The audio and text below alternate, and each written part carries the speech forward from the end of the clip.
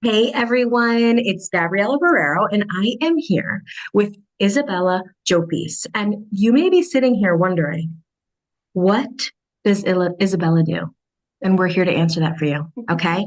Because if you've never met a hypnotist in real life, you are meeting one today virtually via Zoom. She is in the flesh and blood, a hypnotist, and also the founder of Divine Timing Hypno Coaching. We have a few things that we're going to go into today with Isabella, kind of like giving you guys the background between how she got into being a hypnotist, what led her here, also how she's bilingual, where she hails from, where her family comes from. So we're going to dive all the way into this interview today. Isabella, thank you so much for joining us today. Thank you. Thank you for having me. I'm so excited. Of course. And now our first question is you're a bilingual queen. Tell us about your upbringing. I was born in Miami to Cuban parents. So, I am a first generation American. Um, I, at one point, lived in a house with my grandmother and my great grandparents, who didn't speak English. So, I am fluent in Spanish. And my whole life I've gotten, you speak Spanish? And yes, it's true. I do. Wow, what was that like growing up in a house with your grandparents and great grandparents? Like, could you walk us through like a day in your shoes? Yeah, so it was amazing. It was a blessing, really, to have four generations in the same household. My great grandparents passed away in their 90s. So, I got some time with them. And it was great just seeing like the different generations and seeing kind of like the hardships that each one went through and how each generation, was really just striving for a better life for their children. And so it was beautiful, and I'm so grateful that I was able to experience that for until my teens. I was able to live with my great How old were grandparents. you when your great grandparents passed? I was 15 and then 16 when my great grandmother passed. So yeah. Yeah, we spent a few years together and it was great. There was always Cuban radio playing in the background, the news and baseball, because that's pretty much what my great grandfather was into, and then my grandmother, was also into. So yeah, it was great. You learn about just like history, a time when, the internet didn't exist, social media didn't exist, like it was raw knowledge. And so it was beautiful. I'm very blessed. Can you think of a favorite memory from that time? We yes.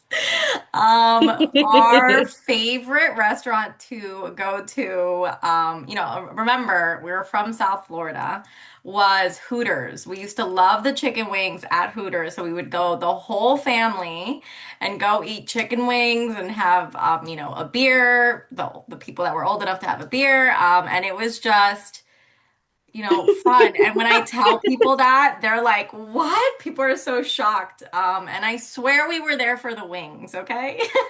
I feel like that's such a Hispanic thing to say though, because I think that there's like, no, no, no, but you don't get it. Like so many places that Hispanic families go to, that's kind of like a tradition that doesn't really make sense to like Americans, you know? Right. They're like, Hooters just for the wings? Yeah, sure. Right. But then You you know, actually see like footage of you guys there and it's right. just the wings We're and up. you're not even paying attention to the waitress.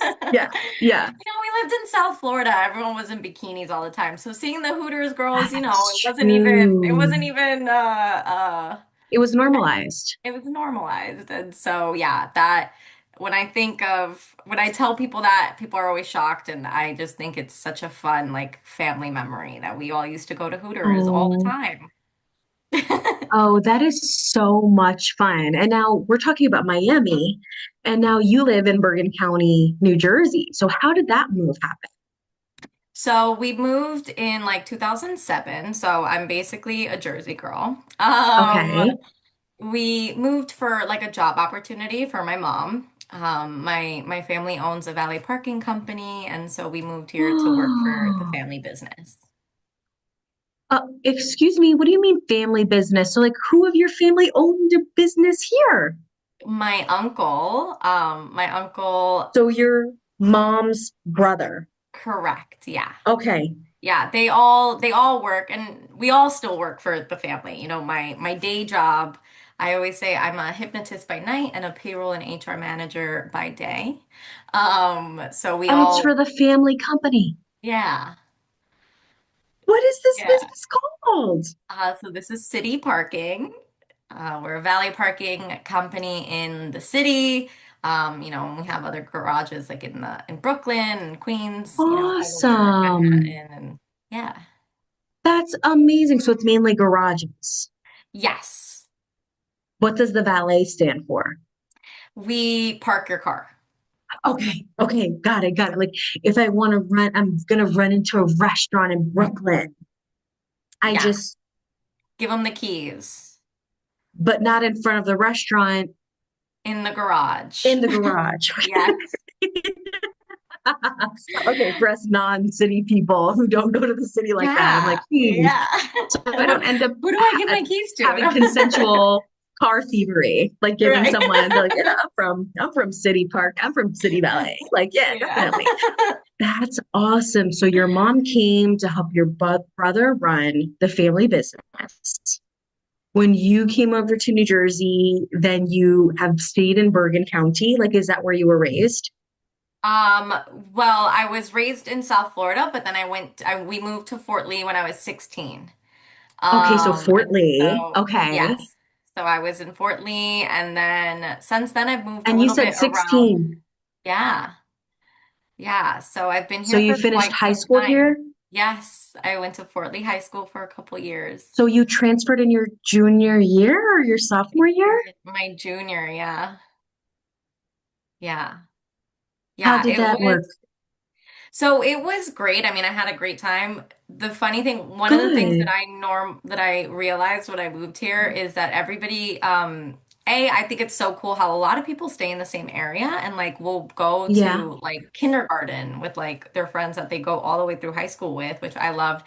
Yeah. And I also realized that everyone calls each other by their first and last name. Uh, Yeah. Yeah. so those were just the fun little facts that I noticed when I moved up here. But I Yeah. love Jersey completely. I've been here I think longer now than I lived in Florida. So I consider myself a Jersey girl for sure. Wow. Okay. So 16, you moved to Jersey. Now walk us through when being a hypnotist came into your life. Yeah, so I became a hypnotist. Well, first I discovered hypnotherapy like through as a Okay. client. Okay. I It was right around the pandemic. I was working full time. I was planning my wedding. I was getting married, and my grandmother got diagnosed with cancer. My grandmother helped raise me, and so it was like just hard to face reality. I realized that like I was not living life. I was just moving through the motions. I would wake up in the morning and go to work because I had to. And then I'd come back home and I would just either pass out on the couch or just scroll for endless hours. And I wasn't like, I would just binge food or binge TV or both. Just doing like really bad habits for me. I was smoking a lot of weed or just, doing things that like were to numb my feelings, not feel my feelings. And I studied psychology, so in college, and so I've always been into therapy and been very much involved. But I was like hopping from therapist to therapist because I was trying to find someone that worked. They would always give Hmm. me advice like, oh, journal or go for a walk or read this book. And I just couldn't do any. I couldn't bring myself to do any of it. I was so overwhelmed by life Yeah. that finally I had a new therapist that I was meeting for the first time, probably like my fifth therapist that I had gone through in like 6 months. And she asked me, she said, have you ever tried hypnotherapy? And so I decided to try it. And it just completely changed my life. I was finally able to like deal with my traumas in a very gentle way. Because what hypnosis is just going into like a trance state. So that way we can access like your subconscious mind, which is where all your programming is, all of our like habits, all the things that we do, like that we don't notice that we do. You're able to go in there and really like become aware of like what it is, why you're doing the things that you're doing, why I was numbing, Mm. why I was so overwhelmed. And then like release those things instead of keeping it all in or trying to, shove it down, trying to just push through and hustle more. Like that doesn't help heal. So I was finally able to heal. Wow. So you went through hypnotherapy, and then what brought you through becoming certified yourself? Right. So then I just realized how amazing this work was and how much it can change people's lives. And, at that point, like I said, I was working for the family company and we were working at a corporate office at that time. And I just saw people, especially women, going through the motions, doing it all and being so overwhelmed and not being able to even voice it, not even be able to like understand what it is. You just have to keep moving from, work to home to the kids to, your partner, and not be able to like let go of those burdens. And so I decided to get certified so that I could help other women, free themselves and just be more authentic and be able to balance work and life instead of, getting stressed at work and letting that bleed into life. Wow. How was the process of becoming certified? It was great. I mean, I also understand that I love hypnotherapy and healing and releasing the things that no longer serve me because it means that I can grow and I can evolve and I can, go to new levels. But it's a lot of you do a lot of the inner work first, right? So you have to Mm, learn. We're constantly, my cohort, we all do sessions on each other. And it's because A, you need to experience it yourself and you need to heal yourself because you can't work with other people and hold other people's traumas if you are still feeling a block. Like literally you won't even be able to kind of mm, deal with it? So you have to release all of your shit and then you're able to, learn the tools of the trade, if you will, and learn how to get people into that relaxed state. So that way they can mm, also, go into their subconscious and release the things that mm. are no longer helping or feeling good. Wow. That just sounds like such a magical transformation because I Yeah. think there are so many that think that working on themselves in this way has to be hard or it has to be difficult. Or if we've heard words like tough love and hustle and grind. And it's almost like this is no, no, no, no, no. Let's meet this with love, with gentleness, with compassion. And so it sounds like it had such a beautiful transformation for you for the trauma that you found that you had. And now women that are at this place where they don't feel like they can move forward and they don't know why, right? Or like, I'm stuck doing these same habits and I know they're not good for me, but I just don't know how to move past it. I can't happen to bring myself getting down to that subconscious level of why they're behaving in this way to begin with. Yeah, Wow. absolutely. Absolutely.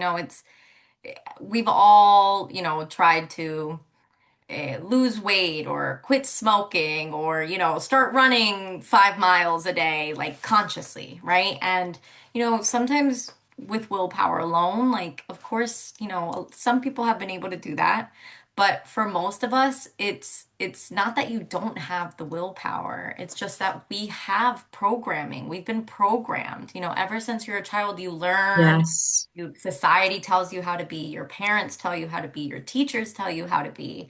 And so you are programmed to behave a certain way. And so all these coping mechanisms that you no longer want, they were protective behaviors. They protected you at some point.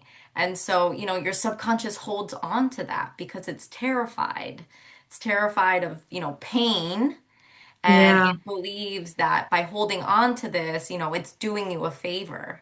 But we Mm. evolve, we grow, and so we need help sometimes releasing those things.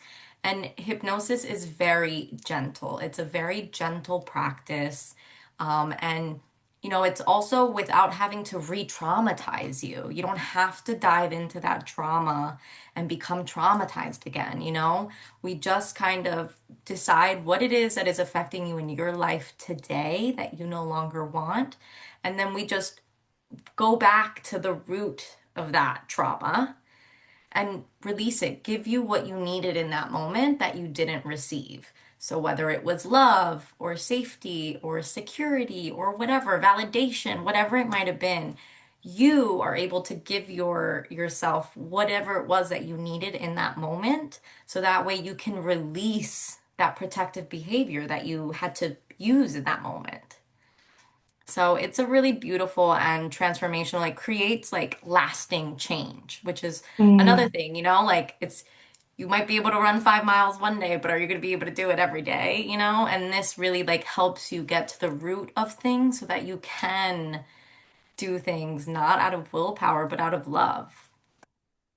And as you are sharing this, are the ways that people can work with you?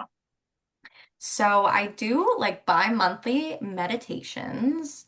I'm actually, my next one is going to be on February 22nd for the 222 portal.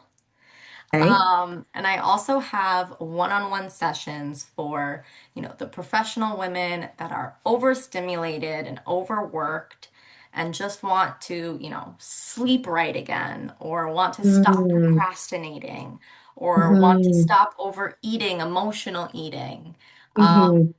they, can work with me so that way we can balance out their life again. We can bring joy back into their life, be their authentic selves, and stop pushing and stop overburdening themselves. Beautiful. And what does it look like? Like, what are some of the potential costs of working with you one on one? Or, like, what's the payment structure? So my one-on-one sessions are about $177 a session. And we can create packages for people. And I'm always I believe in this work more than anything. So I'm Mm. always willing, to work with somebody. And my meditations are pay what you can. So again, Perfect. I just believe in this work so much. And I'm always willing to work with anybody and meet them wherever they're at.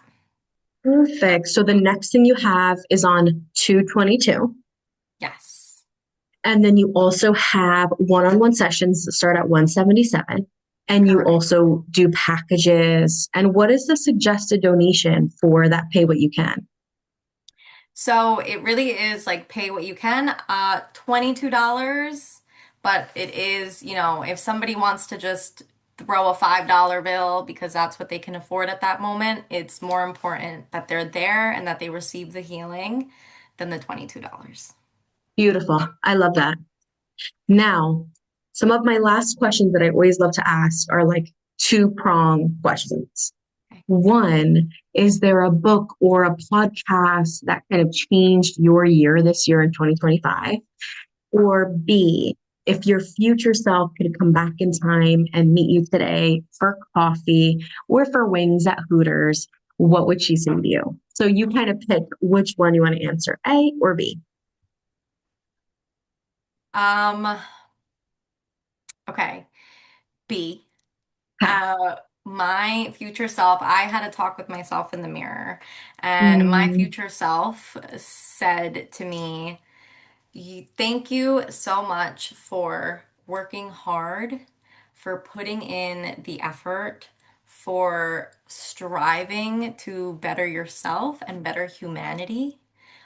You have come so far.